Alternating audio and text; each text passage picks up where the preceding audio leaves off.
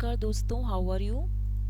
मैं आज आपको 8051 माइक्रो कंट्रोलर पे क्वेश्चंस कराने जा रही हूँ। बहुत इंपॉर्टेंट है। फर्स्ट क्वेश्चन है, मतलब ये आपका है micro processors and micro controllers के ऊपर है। Micro processors and micro controllers, generally कौन सा माइक्रो कंट्रोलर अभी हम यूज़ कर रहे हैं 8051, मेनली हम इसके ऊपर क्वेश्चंस करेंगे, इसी के ऊपर क्वेश्चंस आते हैं। फर्स्ट क्वेश्चन है, an interrupt in which an external device, मतलब ये आपका कोई एक्सटर्नल डिवाइस है, it supplies its address and the interrupt request, उसको हम क्या बोलते हैं, poll interrupt, maskable interrupt, non maskable interrupt और वेक्टर्ड इंटरप्ट, उसको हम वेक्टर्ड इंटरप्ट बोलते हैं। क्यों बोलते हैं वेक्टर्ड इंटरप्ट? क्योंकि vectored interrupt is where the CPU actually knows, CPU जो होता है it actually knows the address of the interrupt service routine in advance। यहाँ पे CPU को पता होता है कि what is the location of the interrupt service routine। ठीक है, तो नॉन अभी तो आप यही देखो, इसमें क्या है, एक आपका जो ये कह रहा है कि इंटरप्ट रिक्वेस्ट जो अपना ये एड्रेस और इंटरप्ट रिक्वेस्ट देता है। इंटरप्ट रिक्वेस्ट क्या होता है, ये एक हार्डवेयर इंटरप्ट होती है। This is in hardware interrupt होती है ये। This is in hardware interrupt. An external device initiates the hardware interrupt by placing an appropriate signal at the interrupt pin of the processor। मतलब जैसे ये आपका processor है, प्रोसेसर में 8051 ही हो गया, तो इस प्रोसेसर की जो कोई इंटरप्ट पिन होती है, इस इंटरप्ट पिन पे ये क्या करता है कि ये हार्डवेयर इंटरप्ट को इनिशिएट कर देता है। इसमें क्या करता है ये, it initiates the hardware interrupt, ठीक है, और by placing in appropriate signal at the interrupt pin of the processor, यहाँ पे कोई सिग्नल एक्टिवेट कर देगा। तो if the interrupt is accepted then the processor executes an interrupt service routine. इसीलिए INTR जो होती है आपकी इंटरप्ट रिक्वेस्ट, INTR बोलते हैं इसको, it provides a single interrupt request and is activated by IO port. It is activated by IO port. This interrupt can be masked और delayed, ये इसको हम मास्क भी कर सकते हैं और डिलेड भी कर सकते हैं। ये एक मास्केबल इंटरप्ट होती है। It has the lowest priority, इसकी प्रायोरिटी लोएस्ट होती है।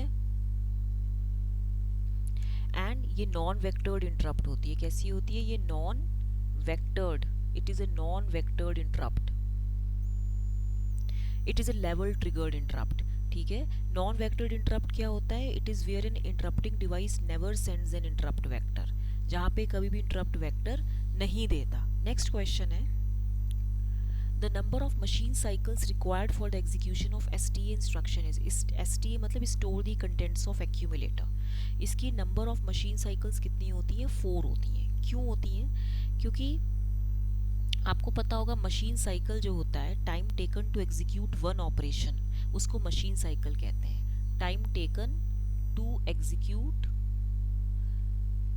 वन ऑपरेशन, उसको मशीन साइकिल बोलते हैं। वन इंस्ट्रक्शन विल कंटेन, एक इंस्ट्रक्शन में one instruction will contain 1 to 5 machine cycles होती हैं। ठीक है, तो टी स्टेट क्या होता है, the portion of A machine cycle, T state होता है the portion of machine cycle, machine cycle का वो part executed in one internal clock pulse, the portion of that machine cycle which is executed in one internal clock pulse, one internal clock pulse, this is internal। एक clock pulse के अंदर, एक clock pulse के अंदर जो भी execute होता है मशीन साइकिल का पार्ट, उसको T state कहते हैं। तो T state starts at the falling edge, ये falling edge पे of a clock pulse start होती है। तो जो आपकी नंबर ऑफ मशीन साइकिल्स हैं, सॉरी इसका आंसर ये नहीं होना चाहिए, इसका आंसर क्या होगा, नंबर ऑफ मशीन साइकिल्स कह रहा है ना, हाँ हाँ, नंबर ऑफ मशीन साइकिल्स में इसकी 4 मशीन साइकिल्स होंगी। और ऑपकोड एक तो इसमें होगा ऑपकोड फेच, ऑपकोड फेच जो होता है इसमें 4 टी स्टेट्स होती हैं। एक होता है इसमें मेमोरी रीड, मेमोरी रीड में 3T + 3T, क्योंकि इसमें लोअर बाइट हायर बाइट भी रीड करेगा। और एक होता है मेमोरी राइट, मेमोरी राइट में भी ये 3T करेगा। तो total number of T states कितनी हो गई, 4 + 7 11 + 3 नहीं सॉरी 4 + 6 10 + 3 टी स्टेट्स, ये तो क्या हो गई आपकी T states of S T instruction, ठीक है। लेकिन जो इसमें मशीन साइकिल पूछ रहा है, तो मशीन साइकिल क्या होता है कि the time taken to execute one operation is known as a machine cycle, time taken to execute one operation is known as machine cycle, तो इसीलिए इसका फोर्थ आंसर होगा। नेक्स्ट है what is the sequence of instruction cycle in computer architecture, ये मैंने आपको बताया है, ये है फेच डिकोड एग्जीक्यूट स्टोर। क्या होता है? Fetch decode execute and store, right. चलिए अब हम क्या करेंगे इसमें,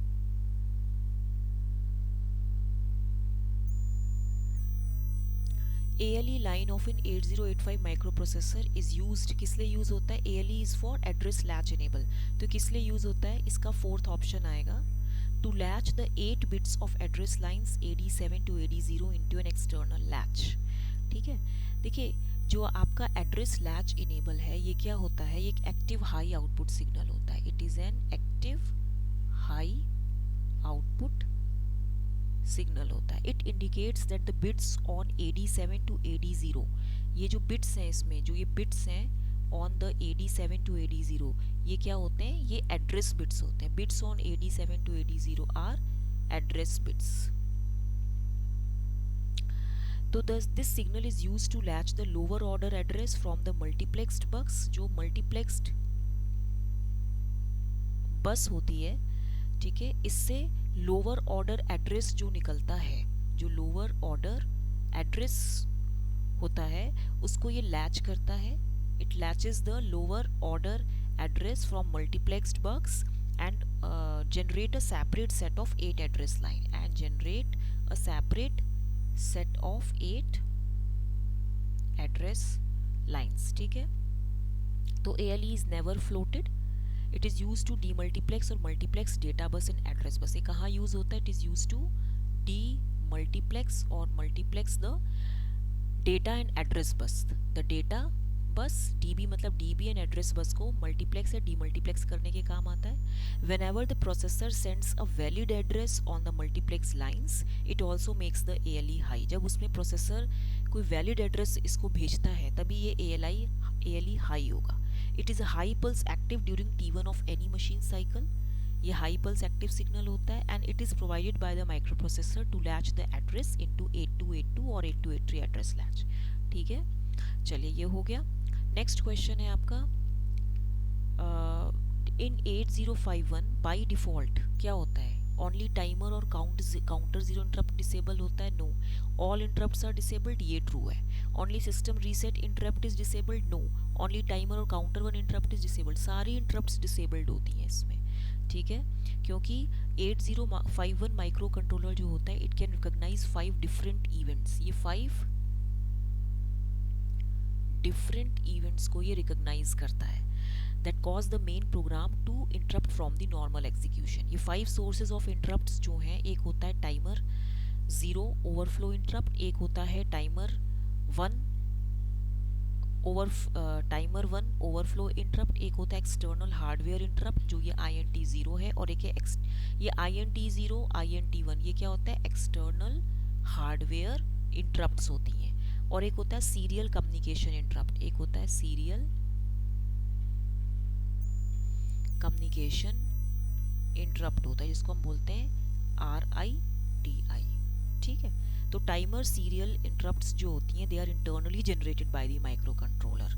ये टाइमर ये आपका क्या है? ओवरफ्लो फ्लैग्स हैं, ये ओवरफ्लो फ्लैग इंटरप्ट्स हैं, ओवरफ्लो इंटरप्ट्स हैं ये। तो ये जो टाइमर है और ये जो सीरियल कम्युनिकेशन इंटरप्ट्स होती हैं ये दोनों इंटरनली जनरेट होती हैं, बोथ आर इंटरनली जनरेटेड, ये एंड ये both are internally generated by the micro controller. लेकिन जो एक्सटर्नल इंटरप्ट्स हैं they are generated by additional interfacing devices और switches that are externally connected to the memory, ठीक है। तो ये होता है इसमें जब हम रीसेट करते हैं तो all the interrupts are disabled and therefore all these interrupts must be enabled by the software, ठीक है। इन ऑल दीज 5 इंटरप्ट्स, इन सारी 5 इंटरप्ट्स में से if any one or all are activated कोई भी एक्टिवेट होगी या सारी एक्टिवेट होंगी, this sets the corresponding interrupt flags, ये सारी इंटरप्ट फ्लैग्स को सेट कर देती है, ठीक है। तो all these interrupts can be, जितनी भी इंटरप्ट्स हैं, दे कैन बी सेट और cleared by bit in some special function registers, by bit in special function registers, जिसको हम interrupt, that is interrupt enabled, and this in turn depends on the priority which is executed by interrupt priority register. Next question है, the microcontroller 8051 has all the following except, क्या होता है इसमें, built in timer भी होता है, built in serial communication भी होता है, built in ROM भी होता है, लेकिन built in analog to digital converter नहीं होता, ठीक है। तो ये आपको मालूम होना चाहिए कि 8051 में एक तो internal RAM होता है जिसको हम डेटा मेमोरी बोलते हैं, ये 128 बाइट्स का होता है। एक आपका इंटरनल मेमोरी होता है जिसको हम कोड मेमोरी भी बोलते हैं, जो कि 4 किलोबाइट का होता है। फिर एक होता है टाइमर 1 और काउंटर 2। टाइमर और काउंटर 2 होता है, नंबर ऑफ इंटरप्ट्स जो होती हैं ये 5 होती हैं। IO pins, input output pins कितना होता है, 32 होता है। एंड सीरियल पोर्ट 1 होता है। सीरियल पोर्ट क्या होता है, 1 होता है, ठीक है। तो ये सब किस में होता है, ये 8051 माइक्रो कंट्रोलर में होता है। 8051 माइक्रो कंट्रोलर में डेटा मेमोरी जिसमें इंटरनल रैम होती है 128 बाइट्स, इंटरनल मेमोरी जिसको कोड मेमोरी कहते हैं 4 किलोबाइट की, टाइमर और काउंटर 2, इसमें नंबर ऑफ इंटरप्ट्स 5 होती हैं, 4 होता है इनपुट आउटपुट पिंस 32, तो सीरियल पोर्ट 1 होता है। तो there is no built in analogue to digital converter, ठीक है। टाइमर काउंटर्स क्लॉक फ्रीक्वेंसी पे काम करते हैं, they can be used for time delay generation या काउंटिंग एक्सटर्नल इवेंट्स, ठीक है। तो इसमें देखो जो 4 किलोबाइट इंटरनल मेमोरी है इसमें, इसको हम बोलते हैं रोम, इसको बोलते हैं ROM, and it mainly contain some executable functions, और उसमें कुछ डेटा भी होता है विच नेवर चेंजेस। तो इसका जो एड्रेस होता है वो 000H से FFFH तक है, ठीक है। नेक्स्ट क्वेश्चन है, the DAD H instruction is same as, क्या है, टू शिफ्ट। डैड एच क्या होता है, to shift each bit 1 position to the left with 0 inserted in LSB position, ये इसका फंक्शन होता है, ठीक है। यहाँ LSB होता है, यहाँ MSB होता है, तो 0 ये इंसर्टेड इन LSB पोजीशन और हर एक बिट को लेफ्ट पे शिफ्ट करता है, ठीक है। तो डैड मतलब add register pair to HL register, यानी कि आप कह सकते हो जैसे डैड एच है, डैड एच का मतलब होता है कि HL में आपका HL प्लस HL होगा। इट इम्प्लाइज कि content of HL are added to itself, ठीक है। So the content of HL pair इसका क्या हो जाएगा, डबल हो जाएगा, ठीक है। तो as the value of HL pair is multiplied by 2, it shifts each position to the left with 0 at LSB, ठीक है। नेक्स्ट क्वेश्चन है आपका, साइकिल स्टीलिंग मोड जो है ऑफ DMA ऑपरेशन, ये साइकिल स्टीलिंग मोड अगर आप इसमें देखें तो ये देखिए, DMA control taking on address data control buses while a block of data is transferred between memory and IO devices, false है ये। While the microprocessor is executing a program, an interface circuit takes control of the address data and control buses when not in use by the microprocessor, ये true है। Cycle stealing का मतलब होता है whenever the microprocessor is executing a program, एक interface circuit तीनों buses का control लेती है जब when not in use by the microprocessor। Third option क्या कह रहा है, the data transfer takes place between IO device and memory during every alternate clock cycle, नहीं, ये गलत है। फोर्थ ऑपरेशन है, the DMA control working for the microprocessor to finish execution of the program and then takes over the buses, no, ये भी false है। तो यहाँ पे जो आपका साइकिल स्टीलिंग है इसमें क्या होता है, only 1 byte of data, only 1 byte of data transferred is transferred in a single request, एक सिंगल रिक्वेस्ट में 1 बाइट डेटा का ट्रांसफर होता है। After 1 byte of data is transferred, only 1 byte of data is transferred in a single request. After 1 byte of data transfer the control of system bus is given back to CPU। After it, after transfer of 1 byte of data जो control होता है, control of system bus, it is given back, it is given back to CPU, ये CPU को दिया जाता है, transferring 1 byte of data per request, जो कि क्या करता है,